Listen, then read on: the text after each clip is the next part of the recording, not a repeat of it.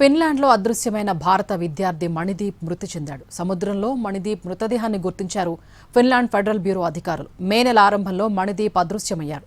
అప్పటి నుంచి అతని ఆచూకీ కోసం గాలిస్తున్నారు. క్రోనోపు ఒరెంటారంట సముద్ర తీరంలో గాలించిన అధికారులకు మణిదీప్ మృతదేహం లభ్యమైంది. అయితే భారత విద్యార్థి మృతిపై ఎలాంటి నేరపూరిత అనుమానాలు లేవని ఫిన్లాండ్ ఫెడరల్ బ్యూరో అధికారులు స్పష్టం చేశారు. మణిదీప్ మృతికి గల కారణాలపై దర్యాప్తు చేస్తున్నారు.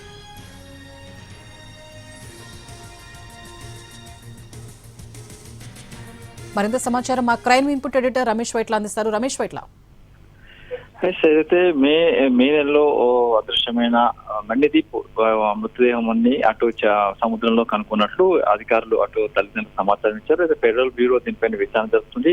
అయితే అదృశ్యమైన మణిదీప్ కోసం ఇక్కడ వాళ్ళ తల్లిదండ్రులు కూడా పోరాటం చేస్తారు. చివరికి హైకోర్టును కూడా ఆశ్రయించారు. చివరికి అక్కడ నేషనల్ ఫెడరల్ బ్యూరో దీనిపై విచారణ జరిపింది. ఆ విచారణలో భాగంగా ఫిన్లాండ్ మొత్తం గాలించినప్పుడు అట్లా సముద్రంలో అతని డెడ్ బాడీ దొరికినట్టుగా కుటుంబ సభ్యులకు సమాచారం ఇచ్చారు. అయితే ఆ చనిపోయిన సంబంధించి ఎలాంటి ఆలమాన్ సంబంధించి ఎలాంటి నేరపత్రం లేవు, ఎలాంటి అఫెన్స్ జరిగినట్టు కూడా ఆనవాళ్ళు లేవు. కాబట్టి దీంట్లో ఇంకా మిగతా వివరాలు వెల్లడించడం అని చెప్పి కూడా వాళ్ళు కూడా సమాచారం ఇచ్చి గుప్తంగా మాత్రం ఒక డెడ్ బాడీ మాత్రం ఈ సముద్ర తీరంలో దొరికిందని చెప్పి ఒక సమాచారాన్ని కుటుంబ సభ్యులకు ఇస్తారు. అయితే ఉన్నత చదువుల కోసం ఫిన్లాండ్ వెళ్ళిన మణిదీప్ అక్కడ చదువుకుంటూనే ఒకరోజు ఒక సూపర్ మార్కెట్ నుంచి అక్కడి నుంచి అదృశ్యపోవడం జరిగింది. ఆ తర్వాత తల్లిదండ్రులు ఎంత ప్రయత్నించినప్పుడు అతని ఆచూకీ లభ్యం కాలేదు. అక్కడ ఫిన్లాండ్ కూడా పోలీసులకు ఫిర్యాదు చేస్తారు. తర్వాత ఇక్కడ కూడా ఇక్కడ మన సెంట్రల్ స్టేట్ గవర్నమెంట్ లో కూడా విక్టోర్ చేస్తారు. అక్కడికి మన విదేశాంగ మంత్రిత్వ శాఖ కూడా దీంట్లో జోక్యం చేస్తుంది. చివరికి అక్కడ ఫెడరల్ బ్యూరో విచారణ జరపడంతో చివరికి సముద్ర తీరంలో డెడ్ బాడీ దొరికినట్లుగా అధికారులు తల్లిదండ్రులకు సమాచారం ఇచ్చారు. అయితే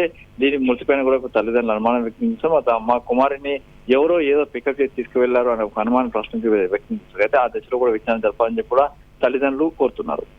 right, thank you Ramesh Vaitla.